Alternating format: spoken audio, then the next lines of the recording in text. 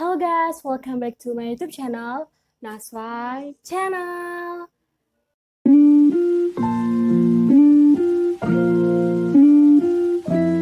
Udah lama banget aku udah nggak upload video, udah hampir setengah tahun, mungkin udah nggak pernah upload video lagi di YouTube.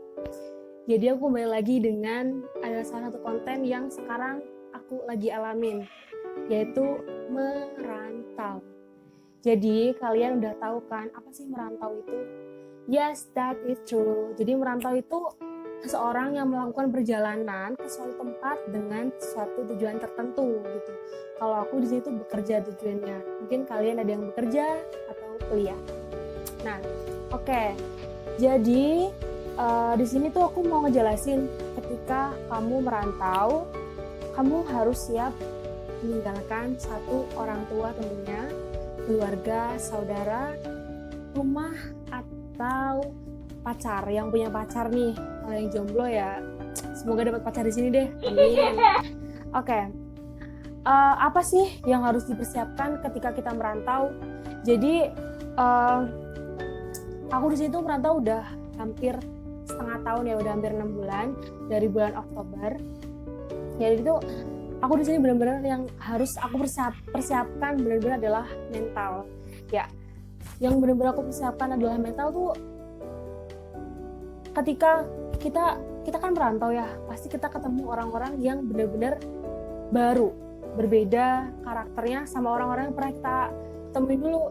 Jadi sebisa mungkin kita harus bisa ngimbangin karakter mereka gitu. Jadi mungkin ada karakter teman yang di sini kita ketemu tuh benar-benar keras atau beda lah sama yang pernah kita temuin karakter sebelumnya. Nah, itu tugas kita.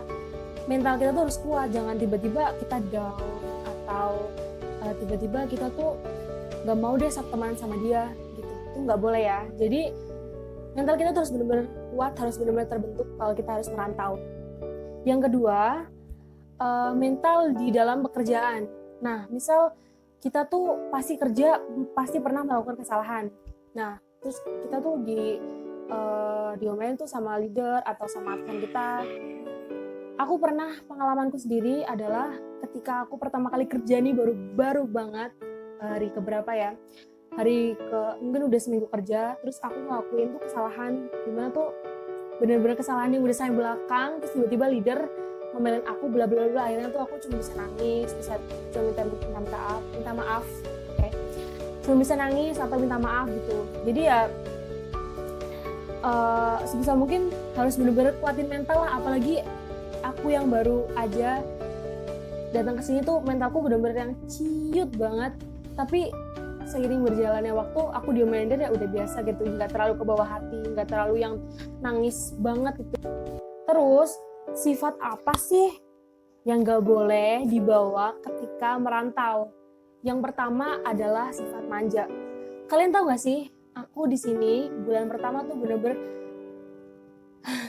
ngelondri terus. Yang namanya cuci baju tuh nggak pernah, bener-bener nggak pernah. Karena aku di rumah tuh jujur nggak pernah nyuci baju, bener-bener nggak pernah nyuci baju sendiri atau punya sabun lah, aku nggak pernah nyuci baju. Jadi aku tiba di sini harus cuci baju sendiri tuh hari pertama tuh bener-bener apek, bener-bener aku harus ulang lagi cucinya. Terus sama di sini kan aku dari Kebumen ya, ada 5 orang dan ketahuan nih aku lagi nyuci baju sama mbak-mbak. Halo Mbak Via, semoga kamu nonton video ini. Jadi aku nyuci baju tuh cuman diputar-putar gini doang di baknya, cuma diputar-putar gini doang karena saking gak bisa nyuci baju. Tapi berjalannya waktu aku udah bisa nyuci baju doang. Sampai saat ini tuh kalau misal gak ada baju tuh aku gabut banget sih mau ngapain. Jadi aku tuh udah jadi hobi gitu nyuci baju, walaupun ya capek gitu ya yang namanya nyuci baju. Nah terus baperan. Nah baperan tuh bener-bener harus dihilangin deh sebisa mungkin. Walaupun kayak misal aku tuh baperan banget ya, aku tuh orangnya ngerasa bersalah, apalagi kalau ada temenku yang misal tiba-tiba sifatnya berubah, pasti aku yang ngerasa aku ngelakuin kesalahan apa ya. Terus tiba-tiba ada temen yang sedikit ngomongnya tuh gitu, aku langsung kayak mikir, oh dia gitu ya sama aku ya. Tapi aku udah sedikit kayak udah tau lah, udah bisa beradaptasi dan sedikit baperanku tuh udah kayak berkurang gitu. Nah terus cengeng. Yang namanya cengeng tuh ya namanya perempuan lah ya, manusiawi, wajar. Cuman yang tadinya tuh, yang tadi udah aku bilangin, aku dijelasin dimana aku kalau diomelin sama leader tuh bener-bener yang nangis, yang down banget, yang cengengan banget. Apalagi yang kalau leader kan ngomongnya keras gitu ya, jadi semua orang tuh tahu kalau kita lagi diomelin gitu, yang nangis lah. Cuman kalau sekarang ini kayak udah bisa, yang namanya udah penyesuaian, kita pasti jarang salah lah, terus kita juga jarang diomelin. Dan kalau sekalinya diomelin pun kita cengengnya tuh dikit gitu, paling ya sedih dikit lah, wajar gitu. Terus cengeng biasanya tuh terjadi ketika awal-awal kita tuh merantau gitu. Kita bisa kangen sama keluarga, tiba-tiba nangis. Bener-bener yang bulan-bulan pertama itu bener-bener sedih banget, bener-bener banyak banget nangisnya. Tiap malam kepikiran, apalagi pas bapakku ulang tahun, ibuku ulang tahun, bener-bener gak ada di sebelahnya. Bener-bener gak bisa, yang cuma ngucapinnya tuh cuma lewat video call doang gitu. Sedih banget, gak bisa bareng-bareng sama ibu bapak pas lagi ulang tahunnya mereka. Sedangkan keluarga kita tuh bisa gitu di sebelahnya, apalagi kembaranku gitu. BTW aku punya kembaran, dia kuliah di UNS Sastra Inggris. Semangat kembaranku buat kuliahnya.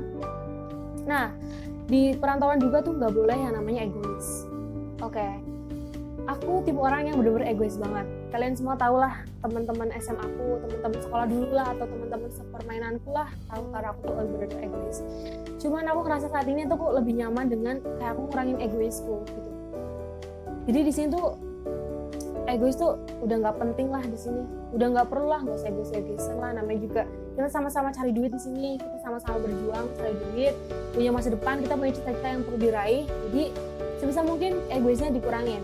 Gitu. Cuman ya kadang-kadang yang namanya manusia, aku pun begitu. Aku udah ngerasa aku tuh nggak egois, tapi ternyata aku tuh juga masih ada egoisnya. Terus ngeluh atau yang namanya bahasa Jawa tuh sambat gitu.